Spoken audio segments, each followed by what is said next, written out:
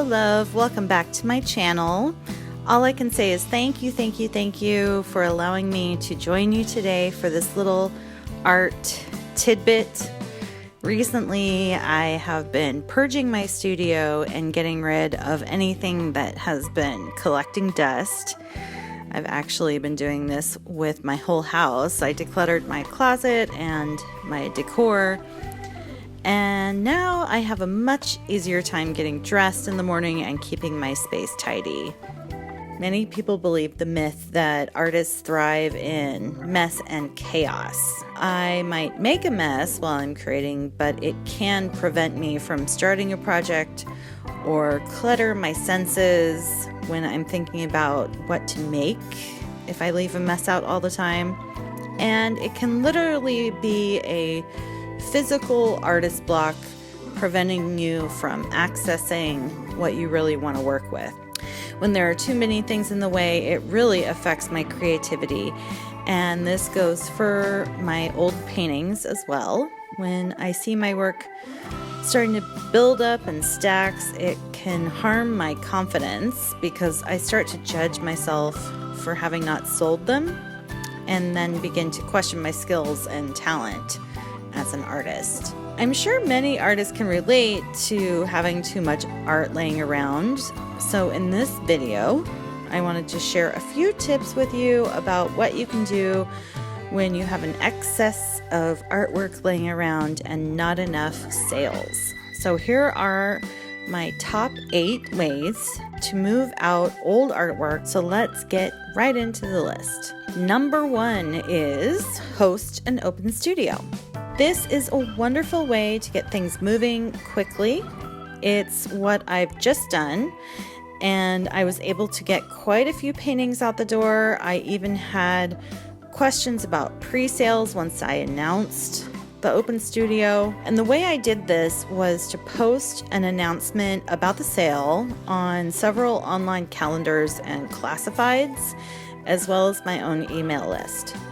I posted on Craigslist, Facebook Marketplace, Nextdoor.com, and on 2 local online newspapers in their event section. So I marketed it as an open studio event. I began preparing about a week in advance, and I got everything tagged, and I set everything up in my front yard. I accepted cash, cards, and Venmo, which is a payment app. And all in all, it was a wonderful day, and I consider it a success. I highly recommend it. And if you want more information about how to host a studio sale, I have a blog post about that on my website, which I will link down below. All right, number 2 is sell individual pieces on local marketplaces. And when I say local marketplaces, I'm talking about Craigslist, Nextdoor, and Facebook Marketplace. Oh, somebody is messaging me about buying a painting online through Facebook Marketplace. All right, I should text them back. That was a great example of me getting rid of things. These are online communities of people who live close to you. People do reach out through these platforms and contact you, and then you make a deal and they come and pick it up. Okay. Number 3 is paint over old work that you don't like anymore. Well, I was getting ready for my studio sale. I separated out a few canvases that I could salvage for my new series. I plan on painting right over the top of them in order to save money on supplies in the future. And this will work best for acrylic paint, which is yet another reason I like it so much. Yeah, you can reuse your old canvases by just painting right on over the top. And number 4, cut up old work for mixed media and collage. If you work on a 2-dimensional substrate or surface, you can take old pieces and cut them up in interesting ways. A new goal of mine in my studio is to only work small for my own series due to storage. So I am done storing large canvas for the time being, except for commissions. If somebody wants to commission a big work, I'll do it, but I'm going to take money like half down first so that they're committed. And then I know that they're going to pick it up because I can't really store big pieces right now. And then I can make little canvases out of those or frame them. Or I can repurpose those scraps into other works of art that are more abstract and layered, and just kind of have fun in a loose play with that. Number 5 is give old paintings as gifts.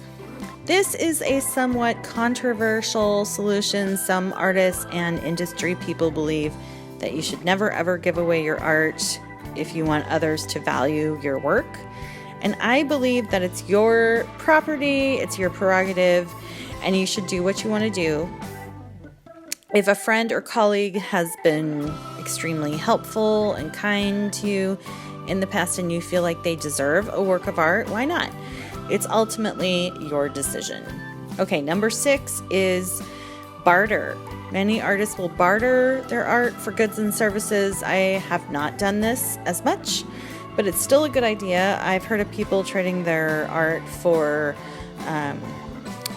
meals at a restaurant, dentist visits, other handmade goods, or even other artwork. So if there's another artist that you admire, you can offer to trade a piece of art with them, and you can hang it up in your home.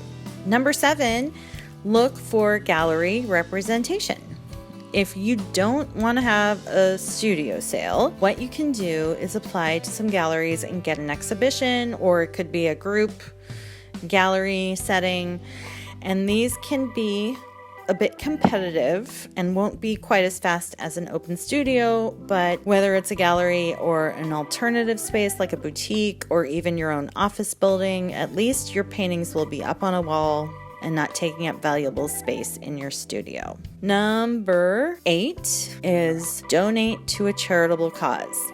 Many charities and nonprofits will often host fundraisers, raffles, auctions, and sell local goods and services at events. If you cannot sell the work and you can't repurpose the work and you don't even like it enough to gift it to someone, chances are it's not your best art, and in that case, it's totally okay to let it go. You probably won't miss it in the long run, and at the end of the day, you'll feel better not having it hanging around with negative emotions attached to it. So just let it go. If you would like to check out more of what I do, I recommend liking and subscribing my YouTube channel, and also heading over to my website at jenniferlaurelkeller.com to subscribe to my email list. I have some free goodies that you'll get sent to your inbox when you subscribe, as well as some other fun stuff that I only feature on my website. All right, thanks again, love. Here's to making some sales and clearing out more room in the space that you create. Thanks again. Much love.